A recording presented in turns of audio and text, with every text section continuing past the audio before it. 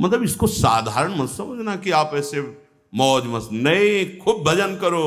ब्रह्मचर्य बहुत जोर का ये यम है। ब्रह्मचर्य के बिना जीवन मृत है, मृत जीवन। ब्रह्मचर्य अमृत है। मन, वाणी, शरीर बड़ा भारी इनका साधना में योग है। 8 प्रकार के मैथुनों का सर्वथा त्यागी ही ब्रह्मचारी कहा जाता है। पूज्यपाद श्री उड़िया बाबा जी महाराज, मूर्तिमान ब्रह्म, ब्रह्मचर्य ही महान सामर्थ्य, परम पुरुषार्थ, भगवत प्राप्ति का प्रबल साधन है।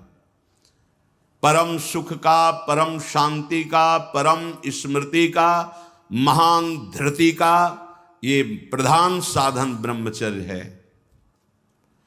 जो इस साधन से हीन है वो मृत हैं, खुद देख ले।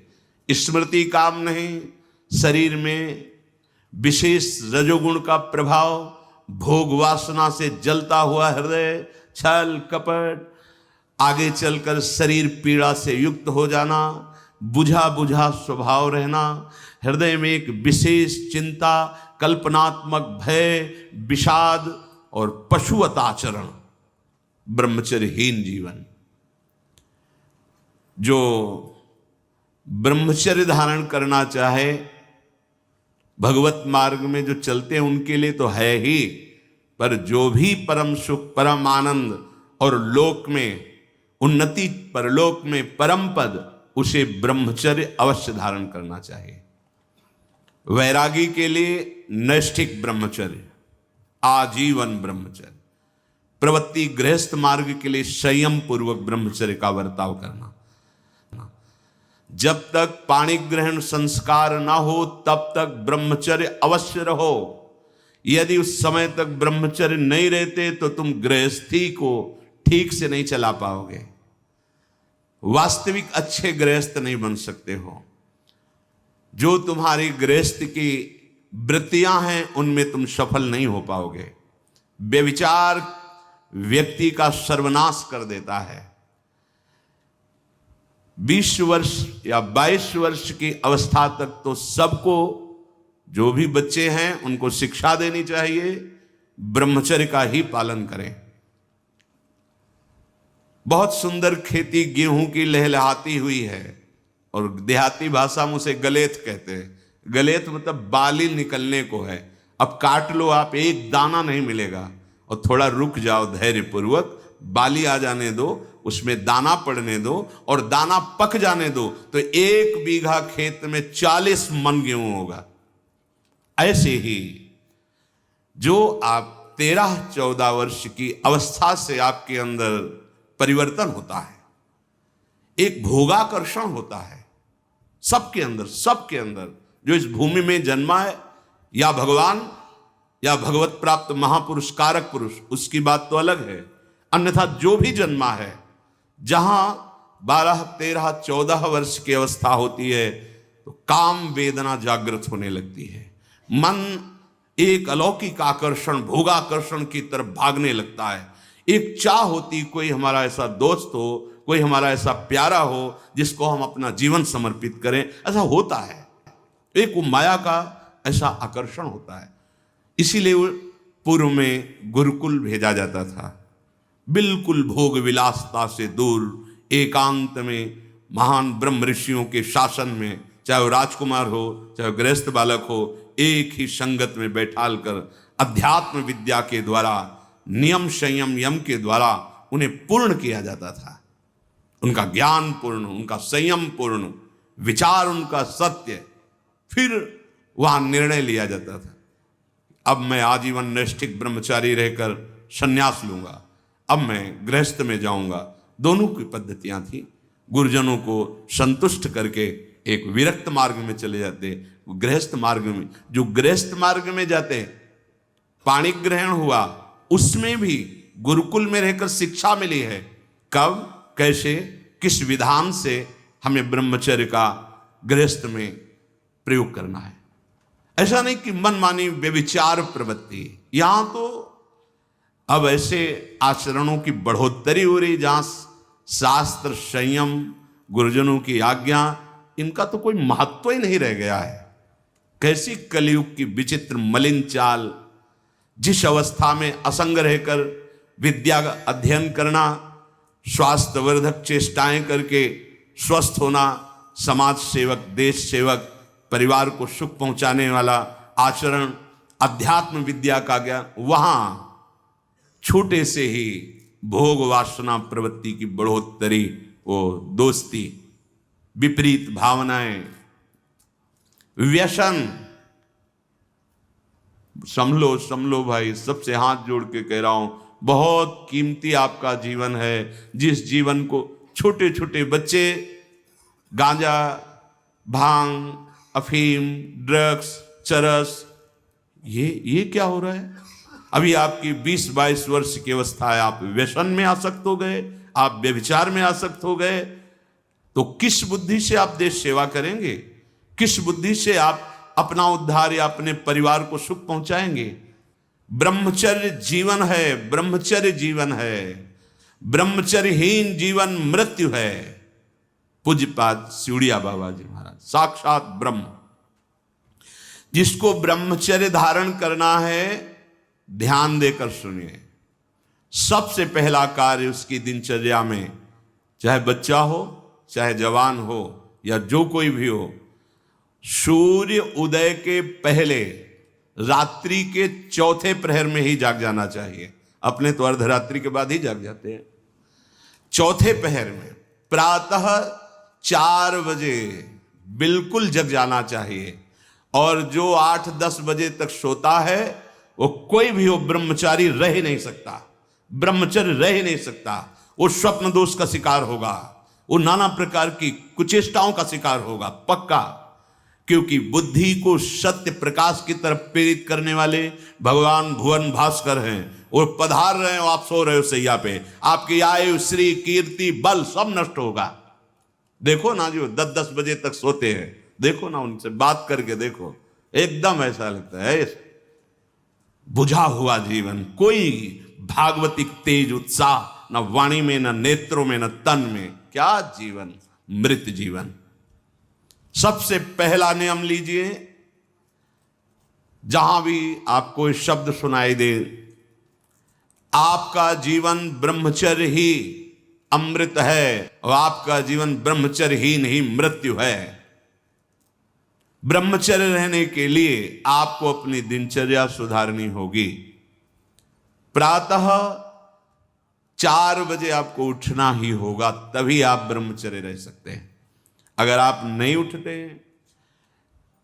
तो आप देख लेना, इसका आध्यात्मिक प्रभाव पड़ता है।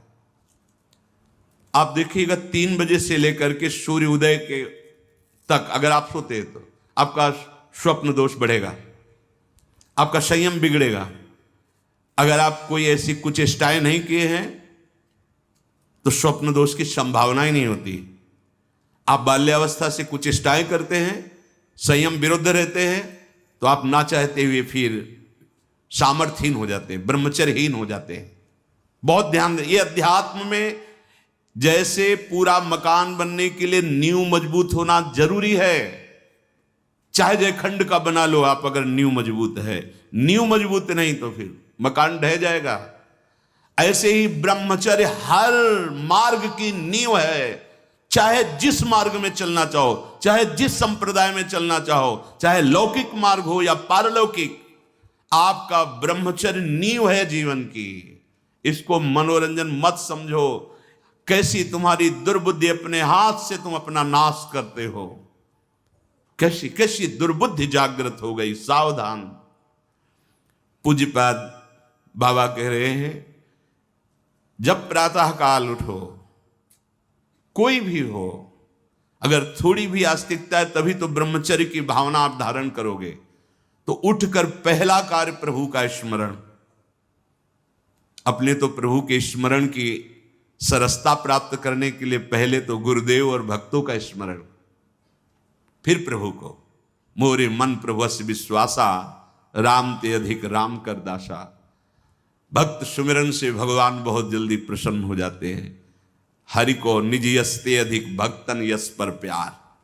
सबसे पहले महान भक्तों का स्मरण, उनसे हमें सामर्थ्य प्राप्त होती। जब उनका स्मरण करते हैं तो उनकी भजन शक्ति, उनकी कृपा शक्ति हमको बल देती है। हमारी दिनचर्या परम पवित्र और शास्त्र सम्मत होती है। फिर बिना, जैसे आजकल वो चल पड़ा है चाय काफी, बाबा मना करते हैं। ये दिनचर्या आप ब्रह्मचारी की नहीं होती कि आप सुबह उठे चाय पिए फिर सो, नहीं। हाँ, जल के लिए आयुर्वेद में सिद्धांत है, बिना कुल्ला व मंजन किए आप जल पिए तो जो मुख में, वो आपके उदर को साफ करेगा जाके, आपके उदर को रोग रहित करेगा जाके। अधिक से अधिक पानी, अधिक से अधिक।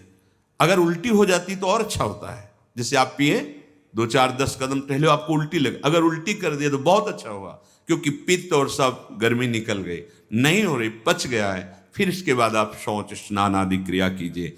फिर पवित्र जब शरीर हुआ तो जैसे भजन आवश्यक है वैसे व्यायाम आवश्यक है, वैसे प्राणायाम आवश्यक है, वैसे आपको 2 किलोमीटर दौड़िए। कुछ शारीरिक ऐसा व्यायाम, कुछ ऐसे भी व्यायाम करते हैं। ये कोई व्यायाम पैर से करना, बहुत, ये कोई व्यायाम का मतलब पसीना निकले शरीर से, आपके शरीर को 1-2 किलोमीटर दौड़िए। अच्छा, बाहर दौड़ने का नहीं तो जगह जगह से सुविधाएं आजकल हो गई, हो ट्रेडमिल, हाँ उसमें, और ऐसे कुछ साधन है जिससे करिए। ये भजन है। अगर शरीर स्वस्थ है, पुष्ट है, तो आप भगवत सेवा, देश सेवा सब कर सकते हैं। व्यायाम और जैसे भजन आवश्यक। अगर तुम्हें व्यायाम ही करना है, तुम जवान हो और 3-4 खंड की सीढ़ी, तो नीचे आओ, नीचे से ऊपर 11 बार उतरो, दौड़ो, अभी व्यायाम हो जाएगा। नीचे सीढ़ी से शुरू करो और ऊपर तक जाओ, फिर नीचे आओ, फिर ऊपर 11 बार करो, देखो पसीना आ जाएगा, दौड़ो। ब्रह्मचारी बनना है तो ब्रह्मचर्य पचाने के लिए भी तो चाहिए ना। अब आधा घंटा पद्मासन, 30 मिनट कोई बहुत नहीं होता, बैठ करके आप प्राणायाम, अनुलोम विलोम, जो भी, जो आजकल शिक्षाएं भी दी जाती है इसकी, आप उसको कीजिए। आसन पे बैठिए, आपका शरीर स्वस्थ रहेगा। फिर अगर आप विद्यार्थी हैं तो जैसे हम शास्त्र स्वाध्याय करते हैं उसी भावना से आप विद्या, आप देखो अगर स्मृति आपकी प्रवीण ना हो तो बताना, और आहार आपका सात्विक हो। छोटे छोटे बच्चे, चाय काफी, ये अवस्था है बच्चों की, चाय काफी के, अब 50-60 की अवस्था हो गई, शरीर बहुत, वो ठीक है। ऑफिस में बहुत काम पड़ रहा है, वो थोड़ा ठीक है। अब नए नए बच्चे हैं और चाय काफी और ये व्यसन, भला ब्रह्मचर्य रह पाओगे? वैसे रह जाता है। परम पवित्र विचार वाला, परम पवित्र आहार वाला, परम पवित्र जब आपकी चेष्टाएं, तब इस महान शक्ति को धारण किया जाता है। ऐसे थोड़ी होता है। बड़े बड़े महापुरुषों से मिल मिलकर, रो रो कर प्रार्थना करके आप बताइए, उपाय बताइए जिससे हम अपने साधन संयम को नियमित संयम में रख सके, ऐसे भाव से चल सके। आपको तो बिना किसी प्रयास के सुनने को मिल रहा है महापुरुषों की बातें। बिल्कुल समझ, आप रह के देखिएगा, एक नवीन उत्साह। और हारिएगा नहीं। आपने यदि गलत संस्कार बना लिए तो हारिए मत। कुछ समय तक बिना चाहे वो अभ्यास आपको गिराएगा, लेकिन आप बिल्कुल नियम संयम में दृढ़ रहिए, धीरे धीरे शांत हो जाएगा। ये आप धीरे धीरे शांत हो जाएगा। अब आपकी दिनचर्या में 2 प्रकार के ब्रह्मचर्य, एक आजीवन ब्रह्मचर्य, तो वैरागी का तो आजीवन ब्रह्मचर्य होता है। जो प्रवृत्ति गृहस्थ मार्ग में, उनका संयम का होता है। शास्त्र संयम के अनुसार बर्ताव करे तो उसका जीवन बड़ा सुखमय जाएगा। केवल मन के अनुसार चलने पर कि आप गृहस्थ हैं तो आपके लिए छूट नहीं। देखो,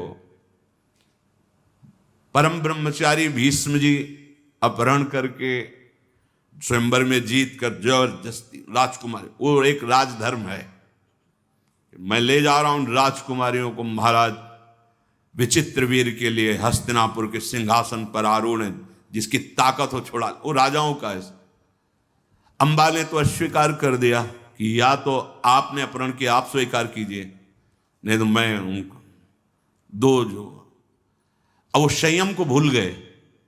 महाभारत प्रसंग में है राजक क्षमा रोग हो गया और मृत्यु को प्राप्त हो गए। बहुत सावधानी। ऐसा नहीं कि आप गृहस्थ में हो तो आप, ये कोई आपके लिए धर्म नहीं है। धर्म संतानोत्पत्ति, भगवान की सृष्टि पूजा के लिए, वो भी संयम भगवत भाव में स्थित रहते हुए। ये मनुष्य जीवन ऐसे बर्बाद करने के लिए नहीं मिला है मनमानी आचरण। यदि सत्संग नहीं सुनते, शास्त्र स्वाध्याय नहीं है, आस्तिकता नहीं है, तो चाहे स्त्री शरीर चाहे पुरुष शरीर हो, पशुता रहती है। क्या जीवन है? आजीवन ब्रह्मचर्य पालन करने की जिसकी इच्छा है, नैष्ठिक ब्रह्मचर्य, उसको किसी भी प्रकार से इन अष्ट मैथुनों का स्पर्श नहीं करना चाहिए, संयोग नहीं होने देना चाहिए। और जो गृहस्थ में भी, तो वो भी सावधान। पाणी ग्रहण जिससे किया है वो भी समय मर्यादा के अनुसार। अष्ट प्रकार के ये मैथुन है। पहला,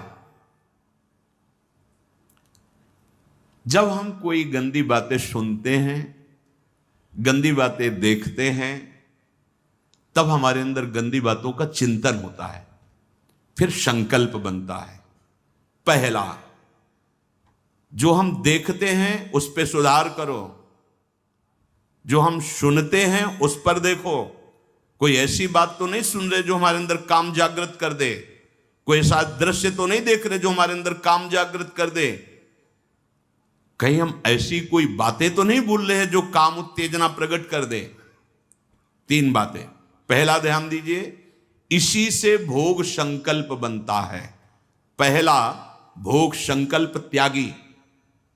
वो बनता कैसे? प्रधान बात, आपको ऐसा कोई दृश्य नहीं देखना जिससे आपके अंदर कामोत्तेजना जागृत, इसका प्रभाव पड़ता है। अभी आप कोई ऐसी बात करुणा की सुने तो आपको रोना आ जाएगा। आप कोई ऐसा दृश्य देखें तो आपका हृदय पिघल जाएगा। आप वाणी से कोई ऐसी करुणा की बात कर, आपको रोना आ जाएगा। अर्थात आपके देखने, सुनने और बोलने का प्रभाव हृदय पर पड़ता है। यदि आपका देखना, सुनना और बोलना गंदा है, गंदे का भाव आप समझ रहे होंगे, कामोत्तेजना बढ़ाना वाला है, बेकार की बातें केवल ब्रह्मचर्य की होंगी, तुम ब्रह्मचारी रह ही नहीं सकते।